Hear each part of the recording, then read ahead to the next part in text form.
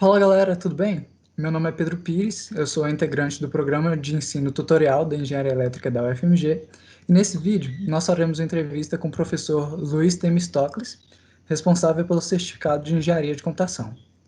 Bom, primeiramente o professor vai fazer uma apresentação e falar um pouco mais sobre o certificado e depois faremos uma sessão de perguntas com as principais dúvidas que vocês enviaram pelo nosso Instagram. Inclusive, o link de todas as nossas redes sociais, caso vocês queiram fazer algum contato ou acompanhar os nossos projetos, está aqui na descrição do vídeo. Bom, passo a palavra para o professor Luiz. Pode dar início à sua apresentação, professor. Ok. Bom, então, em primeiro lugar, eu gostaria de agradecer aí o convite, feito por vocês do Grupo PET. Penso que é uma iniciativa importante, efetivamente, para ajudar todo mundo que faz o curso de Engenharia Elétrica, a ter mais clareza, de propósitos com relação ao percurso, que vai seguir dentro desse curso, de Engenharia Elétrica, que nós já sabemos que é um dos cursos top da universidade, como um todo. Bom, então, como o Pedro introduziu, o meu nome é Luiz, eu sou professor do Departamento de Engenharia Eletrônica, eu ministro várias disciplinas, principalmente para o curso de Engenharia de Controle e Automação, disciplinas obrigatórias desse curso, mas algumas dessas disciplinas, elas também são disciplinas optativas, justamente dos alunos de Engenharia Elétrica que optam ou pelo certificado de computação ou pelo certificado em controle de processos. Eu entrei na universidade no ano de 2002, então nesse ano agora eu completo 19 anos que eu estou na universidade, mas antes de eu entrar da universidade, eu trabalhei outros 20 anos na iniciativa privada, em várias empresas diferentes e sempre lidando com projetos de desenvolvimento de software. A grande maioria deles, projetos de aplicações de software para a área industrial, para a área de automação industrial. Então, eu comecei a lidar com programação quando eu tinha 18 anos de idade, já são mais de 40 anos desde lá. Então, eu acredito que eu possa, principalmente do ponto de vista dessa experiência de mercado, onde eu já fui funcionário de estatal, já fui funcionário de empresa privada, já agi como programador, como analista, como chefe de departamento, como líder de projeto, já tive a minha própria empresa. Então, eu acredito que eu possa contribuir para esclarecer grande parte das dúvidas nesse mundo sempre em evolução constante na área de computação que a gente vive já há bastante tempo.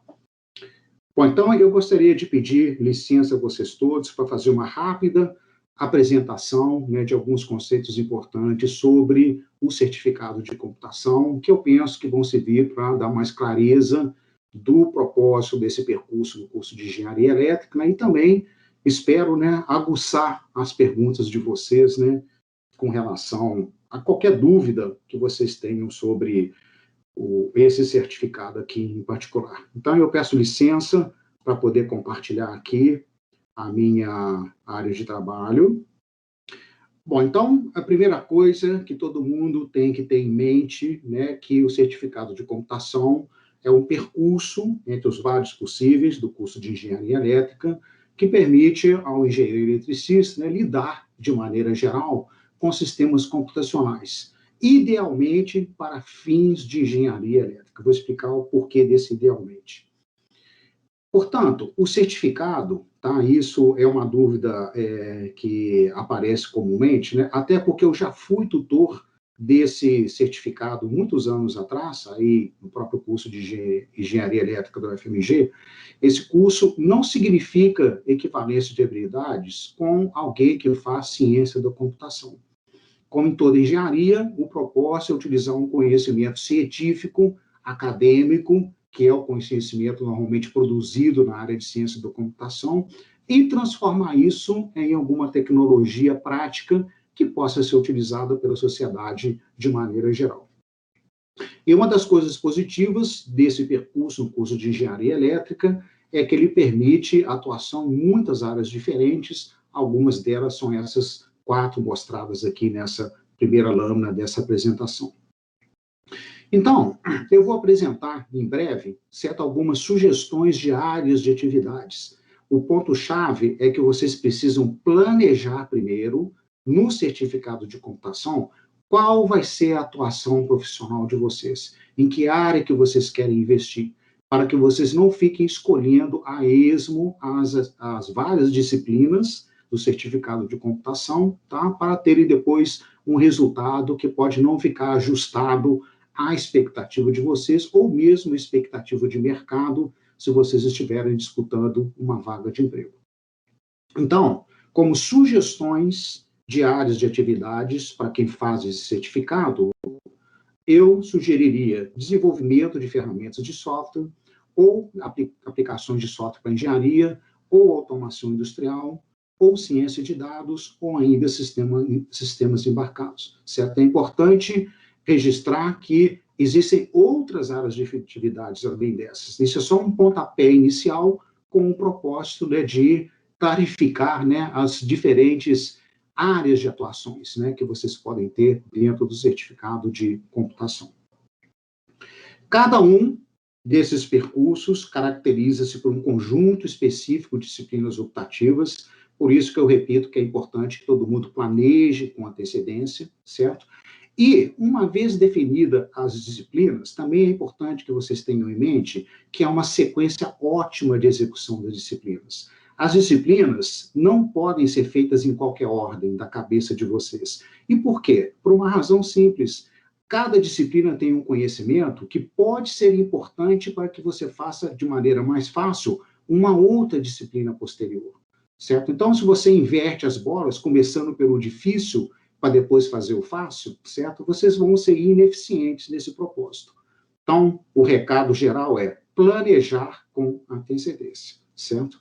E é importante também mencionar que ainda na área de computação, existem alguns percursos específicos, como microeletrônica e robótica, que, por sua vez, são cobertos por outros certificados do curso de engenharia elétrica, certo? E, portanto, essas outras áreas que também estão ligadas à computação, a gente não vai abordá-las aqui, porque elas dizem respeito a outros certificados do curso de engenharia elétrica. Então, como todos sabem, em qualquer certificado há um conjunto de disciplinas obrigatórias, elas são optativas, mas obrigatórias no certificado. A gente as chama de optatórias, né, como vocês já devem saber. No caso do certificado de computação, as disciplinas são engenharia de software, feita no DCC, e fundamentos de rede de comunicação, que é uma disciplina, aqui está errado, é ELL, deveria ser ELT, do Departamento de Engenharia Eletrônica. E aqui a gente tem o leque das outras disciplinas optativas que são passíveis de serem cursadas, né? Não todas, obviamente, senão vocês vão gastar muito tempo para formar, para a obtenção do grau de engenheiro, né, nesse certificado de computação especificamente. Primeira coisa importante que eu gostaria de mencionar é que esse elenco de disciplinas optativas está muito desatualizado, tá? Existem algumas disciplinas que já não são dadas no DCC, são essas riscadas em vermelhos aqui. Uma delas é extremamente importante, programação orientada a objetos, não é dada mais pelo DCC. Contudo, a própria engenharia elétrica tem uma disciplina de programação orientada a objetos, que vocês podem fazer, só não está mostrada nesse elenco oficial, certo? Então, de todo modo, eu gostaria de manifestar a todos que eu já estou em contato com o professor Frederico, né, que é o atual coordenador do curso de Engenharia Elétrica, com o propósito da gente atualizar essa grade de disciplinas, eliminando essas obsoletas que não são mais oferecidas, né, e acrescentando algumas novas, né, que são mais, vamos dizer, aderentes, né, à realidade que a gente vive hoje na área de tecnologia de computação, de maneira geral. Bom, então, como eu disse antes, tá, eu selecionei aqui 5 ideias de percursos possíveis, dependendo do interesse individual de cada um de vocês. O primeiro deles seria o desenvolvimento de ferramentas de software. Qual que é o objetivo disso? É desenvolver uma aplicação de software que não seja uma aplicação final em si, mas que seja usado como uma ferramenta para a obtenção de algum outro resultado na área de engenharia de maneira geral, certo? Por exemplo, se vocês quiserem desenvolver uma aplicação de software, vocês vão ter que escrever um programa e compilar um programa. O resultado da compilação é o programa executável que todo mundo vai rodar. Ora, mas para compilar, a gente precisa de uma ferramenta, que é o compilador, certo? Então, existem pessoas que desenvolvem essas ferramentas. A ferramenta em si não tem utilização prática, mas o objetivo do que resulta a ferramenta é que tem utilização prática, certo? Então, esse daqui é um percurso possível, certo?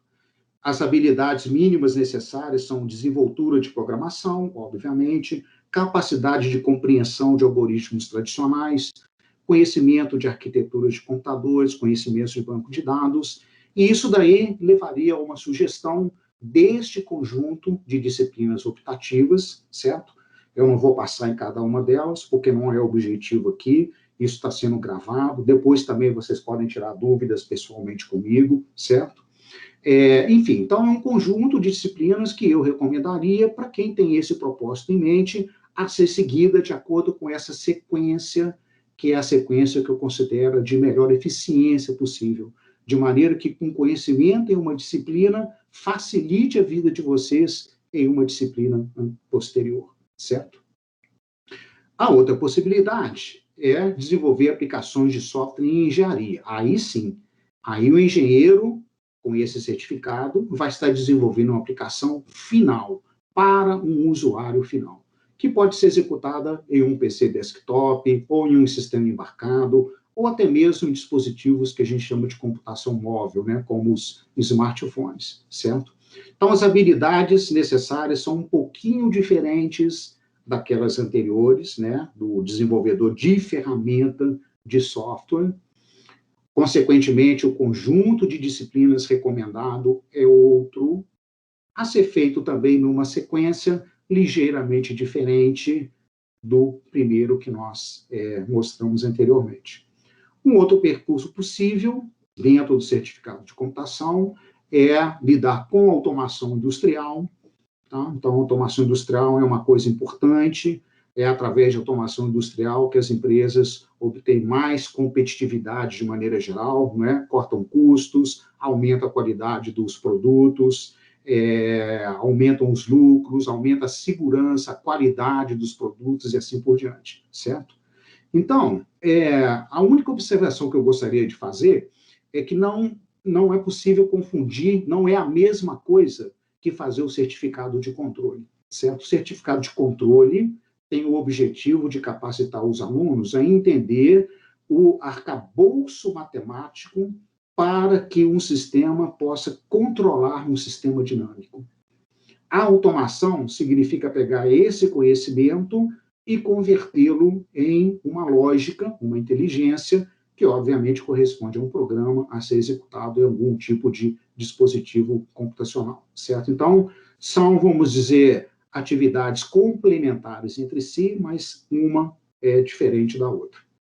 Então, essas são as habilidades mínimas necessárias, em particular, o desenvolvimento de programação em linguagens específicas para um dispositivo de controle largamente utilizado na indústria, que a gente chama de controlador lógico programável, certo?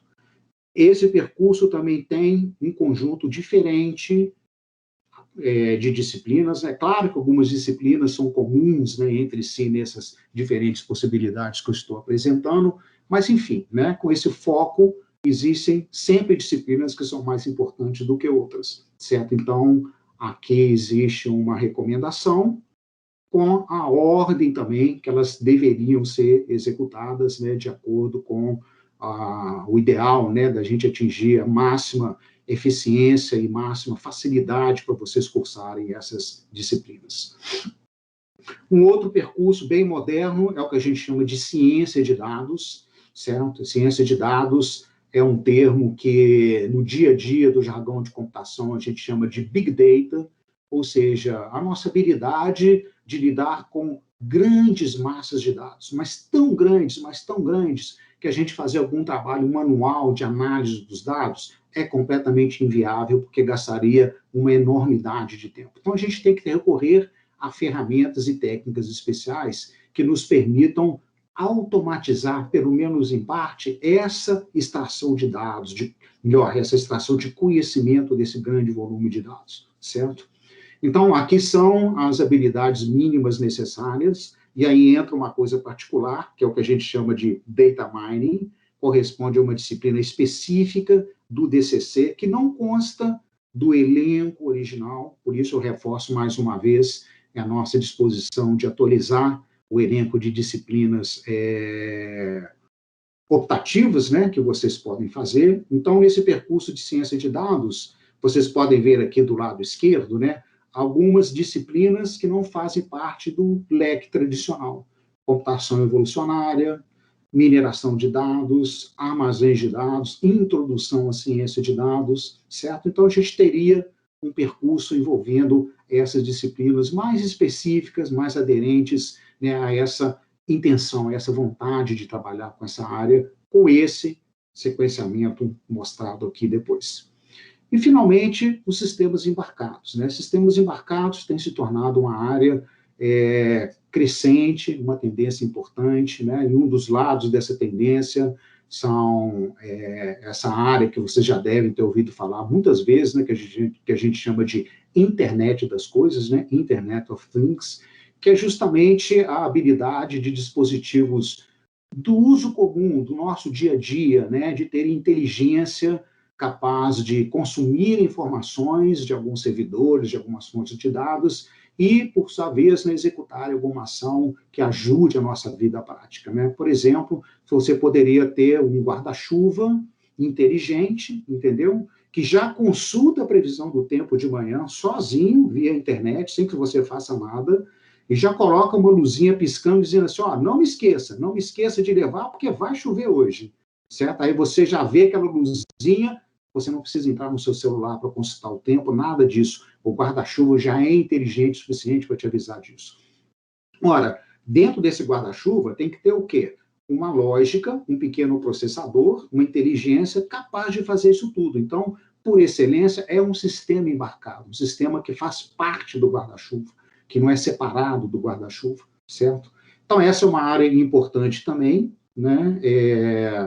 Aqui eu listo também as habilidades que eu considero necessárias, este percurso particular de disciplinas, com essa sequência aqui mostrada também, certo? Bom, então é isso, eu só finalizo dizendo que esses 5 percursos possíveis que eu apresentei são apenas um ponto de partida para todos vocês que quiserem fazer esse certificado pensarem, certo? Nada é rígido, é perfeitamente possível acomodar uma ideia, né, uma vontade, né, de trabalhar numa área diferente dessas 5, certo? Mas o mais importante de tudo é, pensem antes, planejem o curso de vocês, não saiam fazendo as disciplinas da maneira assim, eu gosto dessa, essa daqui me parece interessante, o meu colega me falou que essa disciplina aqui é legal. Não, planejem.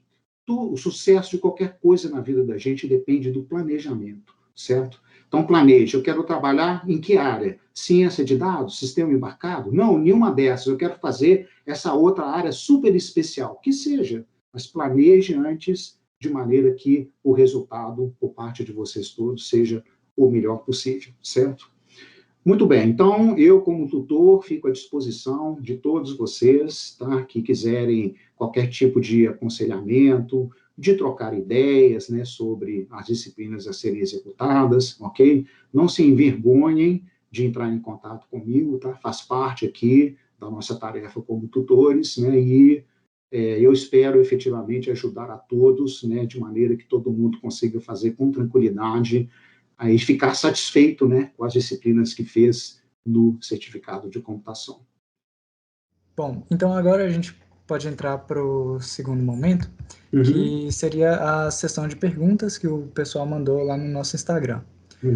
Bom, a primeira pergunta para você, o que o certificado em engenharia de computação tem de diferencial e que poderia atrair os alunos? Bom, essa palavra na pergunta, né, quando a gente fala de diferencial, diferencial em geral significa algum tipo de vantagem, né, de alguma particularidade própria e especial, né, que destaca aquilo sobre as outras, né?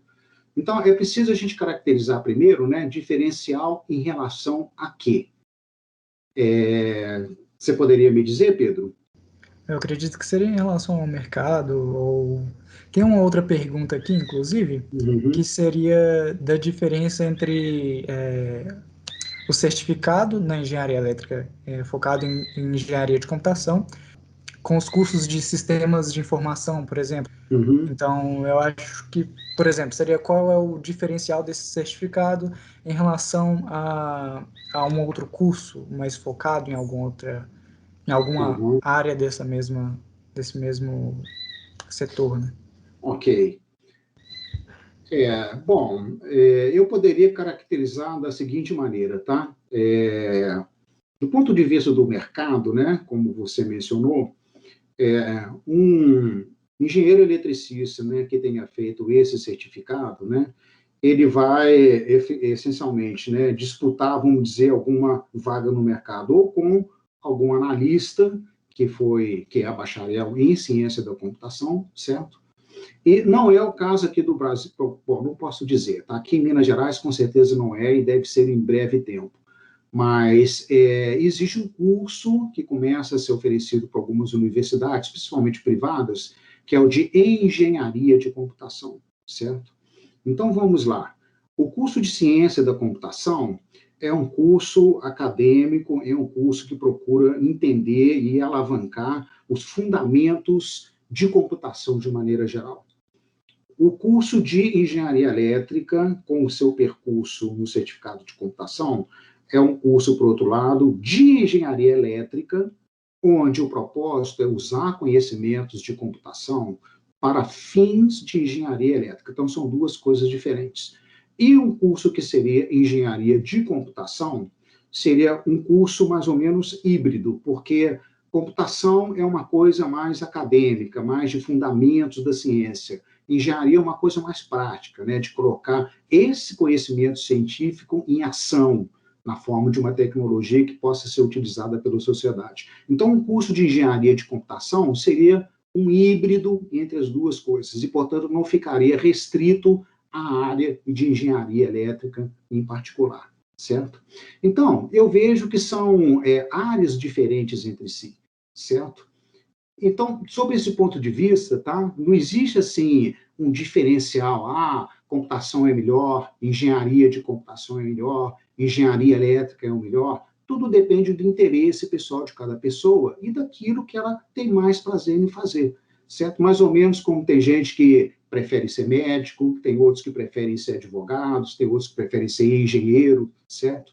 Então, são todas profissões de relevo, todas importantes para a sociedade, mas cada um com o seu foco particular, e sob esse ponto de vista, eu não vejo muito um diferencial, uma vantagem de utilizar, de fazer engenharia elétrica com um certificado de computação. Se a sua intenção é continuar trabalhando em engenharia elétrica, mas se especializar em ferramentas de computação, faça isso. Ah, a sua intenção é usar a computação para desenvolver tecnologia em qualquer área de engenharia, não só elétrica. Então, o curso de engenharia de computação talvez fosse o curso mais adequado para isso. Então, é sobre esse ponto, sobre essa visão, né, que eu penso essa pergunta que você falou. Tá? E, a propósito, já que a gente citou aqui engenharia de computação, né, é importante mencionar que a Universidade Federal, como vocês já sabem, né, já está pensando em um curso de engenharia da computação. Um curso que teria gestão compartilhada da engenharia de um lado e do Departamento de Ciência da Computação, mas seria um curso de graduação que não é o de engenharia elétrica, né? Seria um curso à parte e com esse propósito, vamos dizer, híbrido, né, de atender todas as engenharias de maneira geral e não só especificamente o curso de engenharia elétrica, né? Porque, vejam, no curso de engenharia elétrica, ainda que vocês façam várias disciplinas de computação, vocês têm uma base de engenharia elétrica, certo? Geração de energia, transmissão de energia elétrica. Então, continua sendo um curso de engenharia elétrica. E, portanto, quando vocês forem disputar uma vaga no mercado, né, vocês vão disputar como engenheiro eletricistas, e não como especialista em computação, ou como especialista em controle de processos, ou em áudio, ou em robótica, nada disso. Continuam sendo engenheiros eletricistas, porém, com vamos dizer, né, um conjunto de conhecimento especializado mais adequado para atacar uma determinada área de problemas do que outra em particular. Ok, Pedro? Não sei se eu respondi especificamente ao ponto, né? Mas é porque essa questão diferencial, né, é meio complicada realmente da gente abordar. Ok, não. Eu adorei o comentário porque a gente tem outros vídeos aqui sobre o PET certificados e muitos dos tutores já comentaram esse ponto aí, que quem faz engenharia elétrica, independente do certificado, vai ser engenheiro elétrico. Tá certo. Então vamos para a segunda pergunta. O que uma pessoa que busca esse certificado pode fazer para se tornar um bom profissional além da faculdade? Por exemplo, um curso adicional, grupo de extensão, iniciação científica, até mesmo depois da graduação. Então. Ok. Olha, eu diria o seguinte, tá? Que não só nesse certificado, mas em qualquer certificado, curso de engenharia elétrica e, por extensão também, em qualquer outro curso superior feito na universidade, quanto maior for a qualificação adicional que você conseguir obter junto com o título de graduação em si, maiores são as perspectivas profissionais depois, né? Quanto melhor preparada a pessoa, mais as chances, né, dela vencer concorrentes, né, e conseguir uma colocação profissional. Então, tudo aquilo que é curso técnico, que seja de curta duração, aprendizado de línguas, né, fazer estágio nas empresas, né, tudo isso tem valor. A iniciação científica também é uma coisa importante, né, mas mais especificamente para quem tem, vamos dizer, interesse, né, de seguir na carreira acadêmica, certo? Agora, outra coisa importante, tá, é que vocês, alunos, têm que ter em mente que não é possível a gente abraçar o mundo, não é possível querer fazer muita coisa para ter essa qualificação adicional, certo? E, com isso, sacrificar o próprio curso de vocês, certo?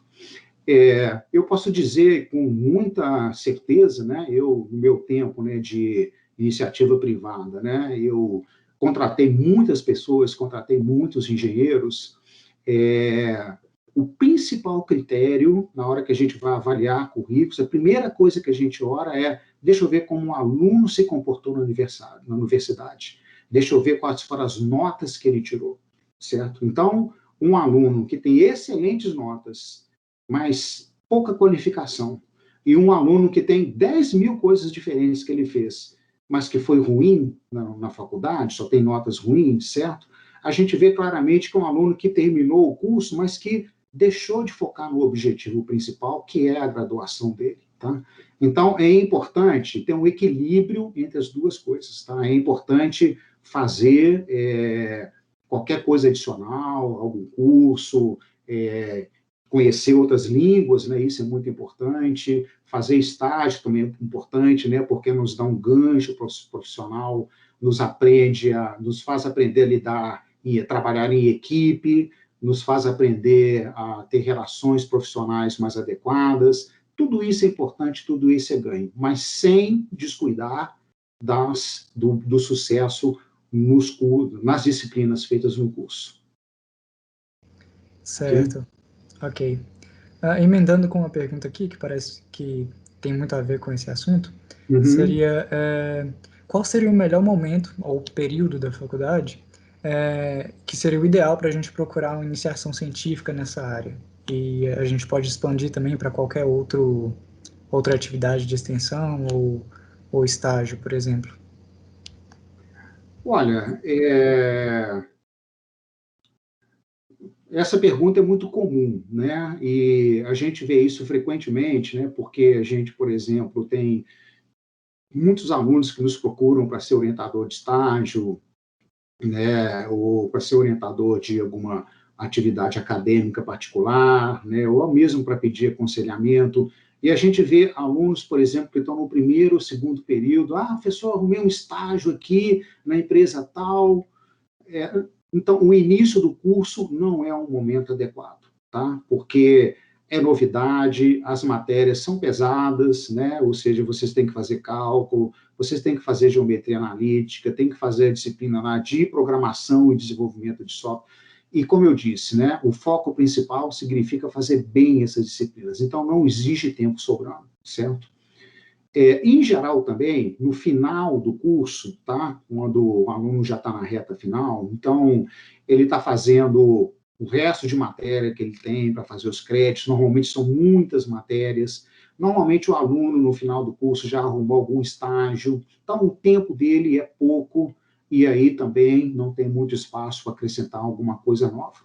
Então, eu diria que o momento mais ou menos ideal, tá, é ali quando ele está saindo do ISEX e entrando no ciclo profissional, certo? Principalmente do ponto de vista de iniciação científica, porque aí as disciplinas fundamentais ele já viu, e algum conhecimento que ele ainda vai ver em alguma disciplina específica do curso, se ele não fez aquela disciplina ainda, ele pode ter um primeiro contato que no dia a dia dele vai acabar preparando ele melhor para fazer aquela disciplina no futuro. Tá? Isso vale para tudo, para iniciação científica, para estágio, né, ou para qualquer outro tipo de atividade acadêmica complementar. Tá? É claro que essas coisas não são uma matemática, né? Muitas vezes o aluno está num estágio inicial e ele recebe, por exemplo, uma proposta de estágio irrecusável, uma grande companhia, certo? Então, cada caso é um caso, tudo tem que ser pensado, tá? Mas, então, a minha recomendação geral é não fazer de cara no início do curso e também não deixar para o final do curso, fazer mais ou menos no quinto período, né, em diante. É o que eu considero mais adequado e que produz melhores resultados. Certo. Nossa próxima pergunta é: qual é o nível de dificuldade de se manter atualizado nesse ramo? Qual a dificuldade de nos mantermos atualizados nesse ramo? Olha, em Isso. todas as profissões que lidam com fronteira da tecnologia de maneira geral, tá? A dificuldade é muito grande, tá? Porque o mundo é muito dinâmico, a tecnologia está sempre mudando e, em geral, de maneira mais rápida do que a gente dá conta de acompanhar, tá? Eu vivo esse problema no meu dia a dia. Eu tenho uma disciplina optativa, né, que eu dou para os alunos do curso de controle e automação, que é uma disciplina que também lida com vários aspectos ligados a software, né, a computação de maneira geral. Então, eu dou essa disciplina, em geral, uma vez por ano, tá? Semestre sim, semestre não. E todo ano é como se eu tivesse que dar a disciplina pela primeira vez, tá? Cerca de 40%, 50% do que eu falei no ano passado já não vale mais, já ficou desatualizado, já não é usado, já apareceu coisa melhor e mais recente. Então, eu tenho que pensar, tenho que ler, tenho que pesquisar, entendeu? Para adaptar com o ritmo da tecnologia atual, tá? Então, quando a gente lida especificamente com computação, né, hardware e software e tal, é uma das áreas de tecnologia, né, que se desenvolve de maneira mais rápida, né, quando a gente lida com com maneira de lidar com bancos de dados, né, com tecnologias voltadas para a web, toda hora tem uma ferramenta diferente, uma técnica diferente, então é um desafio muito grande se manter atualizado, tá? Mesmo para quem tem uma profissão já e trabalha nessa área, tá? Essa pessoa tem que ter em mente que uma significativa parte do tempo dela, do tempo profissional dela, ele tem que reservar para ficar fuçando a internet, para ficar lendo um livro novo que apareceu, para obter maiores informações sobre uma nova tecnologia. Então, é um procedimento penoso às vezes, tá? Mas faz parte e é importantíssimo para, vamos dizer, para a sobrevivência e progresso profissional de quem lida com essas áreas, né, que lidam com fronteira da tecnologia de maneira geral. E computação, de maneira geral, é sempre uma fronteira da tecnologia. Certo. Uhum. Nossa próxima pergunta seria: quais sub-áreas dentro desse certificado estão mais ligadas à área de TI, que seria mais focada no software e não no hardware? Então, daqueles percursos, né, daquelas sugestões, né, que eu fiz anteriormente, tá? Eu penso que a área mais ligada à TI seria a área que eu chamei de desenvolvimento de aplicações de software em geral.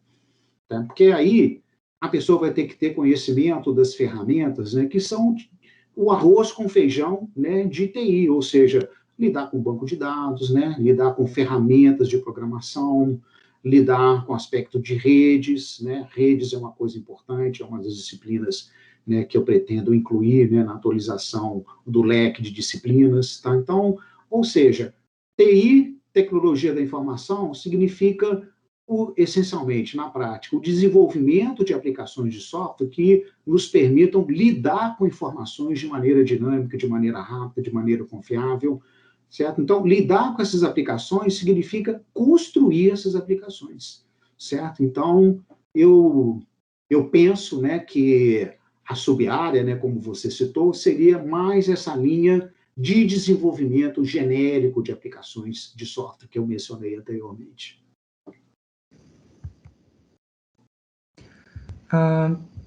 Se eu tiver um interesse maior dentro de uma parte específica do certificado, eu posso fazer um certificado aberto com foco naquela especialidade? Sim, porque é uma possibilidade, né, que o colegiado já definiu regras para isso, inclusive, né? Então, a única coisa diferente é que certamente você vai ter que fazer algumas disciplinas de cunho especial, que não são entre aquelas elencadas, né, como disciplinas optativas, mas que podem depois serem reaproveitadas através daquelas disciplinas coringas que a gente chama de tópicos, né, em computação. Tópico em computação A, tópico em computação B. Então, todas as disciplinas de tópicos são disciplinas de conteúdo variável, né? E elas podem, então, ser justamente empregadas para adaptar alguma coisa especial, né? Nesse sentido de uma formação mais livre. Então, eu vejo isso sem nenhum problema, sem nenhuma dificuldade, perfeitamente possível. Certo. Uhum. A próxima seria, como é o mercado de trabalho e a projeção salarial para essa área? Uhum. Bom, em termos de mercado de trabalho, eu, pessoalmente, não vejo muita diferença com relação a outras áreas de engenharia, certo? Por quê? Porque, em geral, as empresas, principalmente as empresas de médio ou grande porte, elas já têm políticas salariais bem definidas, tá? Onde o maior peso vem da experiência profissional e não especificamente da área, né, em que o profissional, o engenheiro, né, que está começando, se formou.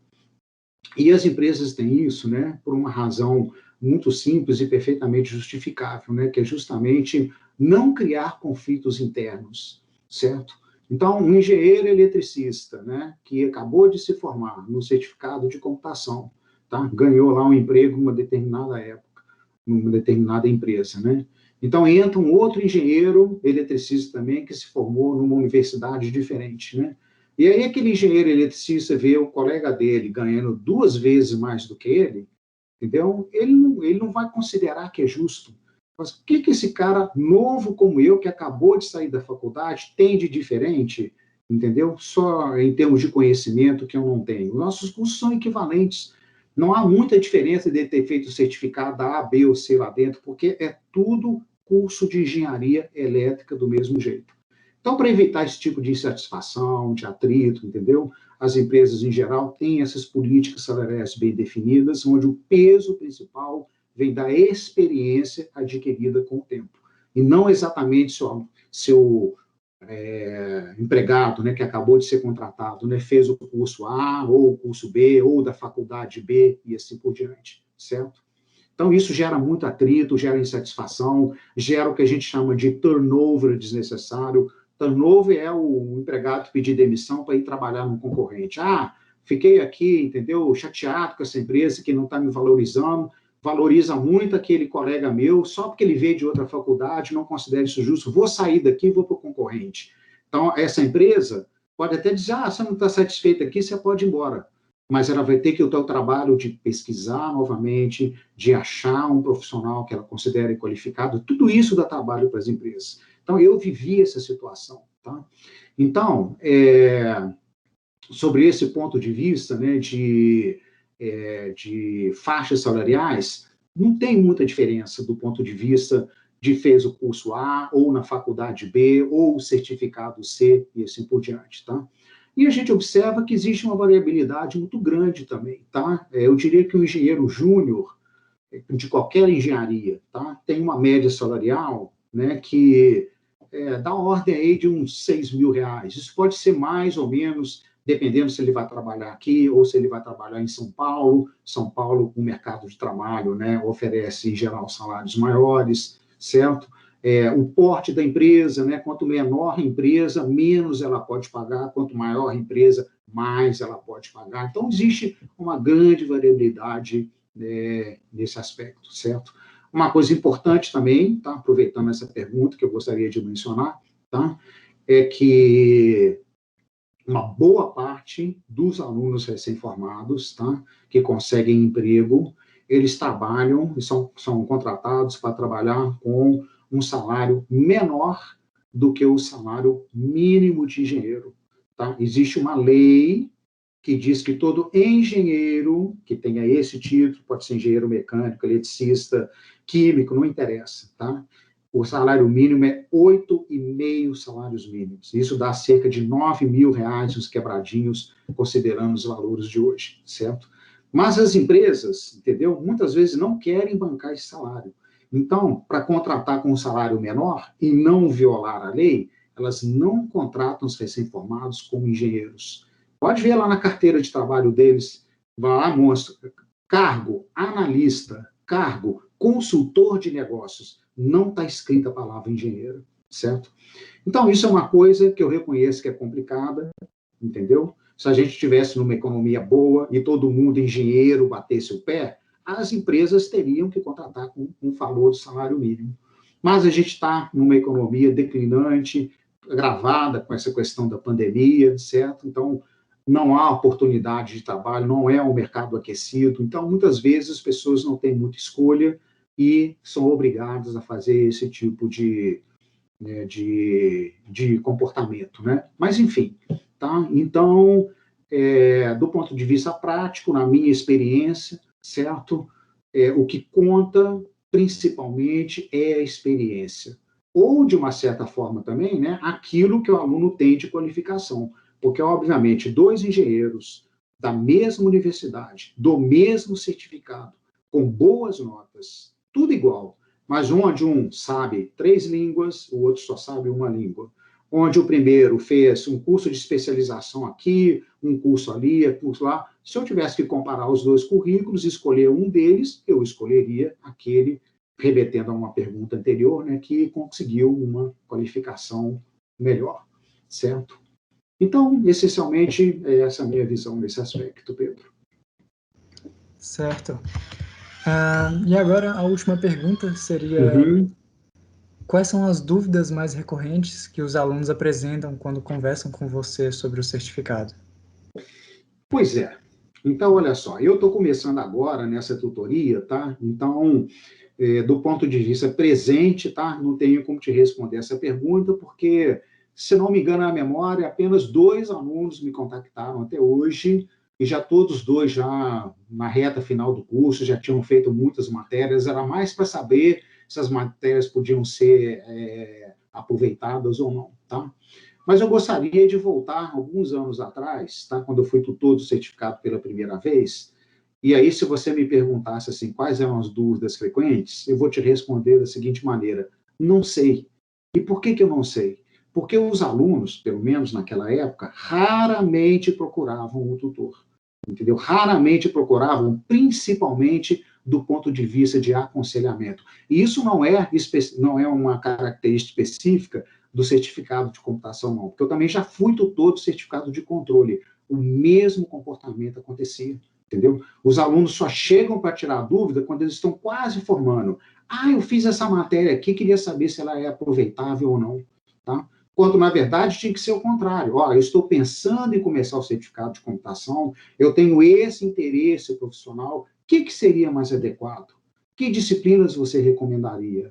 Ou então, eu estou pensando em fazer o certificado tal e tive interesse nessa disciplina. Vale a pena fazer essa disciplina? É interessante fazer ela agora ou deixar para fazer ela depois das outras, tá?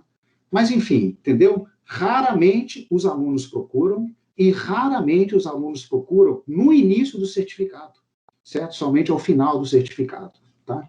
Então, eu espero, na realidade, entendeu, que haja uma mudança de comportamento dos alunos, que essas entrevistas, não só desse certificado, mas acredito dos outros também, né? Acredito até que os outros tutores tenham falado mais ou menos a mesma coisa, porque é uma constatação geral que a gente faz entre nós. Então, eu espero que a mensagem principal seja a seguinte, é que eu já falei naquela apresentação curta, tá? Planejamento. Planejamento é o essencial antes de começar a fazer as disciplinas do certificado, para escolher bem as matérias, para saber do impacto de cada uma delas, para saber se aquela matéria é importante no mercado de trabalho, naquilo que você quer trabalhar, certo? Então, o recado final, né, a mensagem que a gente chama de take home, é justamente esse. Planeje as disciplinas do seu certificado antes de você começar o certificado. Consulte o tutor, corra atrás do tutor para ele te ajudar nesse trabalho. Ok, Pedro? Ok, perfeito. Outros tutores mencionaram isso também, que os alunos demoram muito para procurar o tutor. Eu espero que essa entrevista sirva também para auxiliar nesse quesito e para fazer com que os alunos do curso comecem a planejar melhor o certificado dessa forma. Ok. Bom, certo. Então, essas foram as respostas das perguntas que vocês enviaram para a gente. E se vocês tiverem mais alguma dúvida sobre o certificado, escrevam aqui nos comentários ou em qualquer uma das nossas redes sociais, que a gente vai tentar responder ou entrar em contato com o professor. Aliás, professor, o senhor disponibiliza o seu e-mail? A gente pode deixar ele na descrição do vídeo? Sim, sem nenhum problema, tá? Certo. Já passei isso até para o colegiado, tá? O meu e-mail é o meu e-mail institucional lá da engenharia eletrônica e elétrica, né? Então, estou à disposição para responder qualquer pergunta, né? E, se for o caso também, para ter qualquer reunião com os alunos, tá? Que pretendem fazer esse certificado, com o objetivo de ajudá-los a fazer o melhor trajeto possível entre as disciplinas do certificado. Ok. Bom, eu quero agradecer muito ao professor por ter aceitado o nosso convite para participar dessa entrevista e compartilhar esse conteúdo aí com a gente. Bom, então é isso. Muito obrigado por terem assistido o vídeo. Queria lembrar vocês também que a gente tem outros vídeos como esse aqui no canal, com entrevistas de outros certificados. Então dê uma olhada lá na nossa playlist no YouTube. E é isso. Obrigado, pessoal. Até mais. Obrigado, Pedro, pela oportunidade, tá? Tchau, tchau.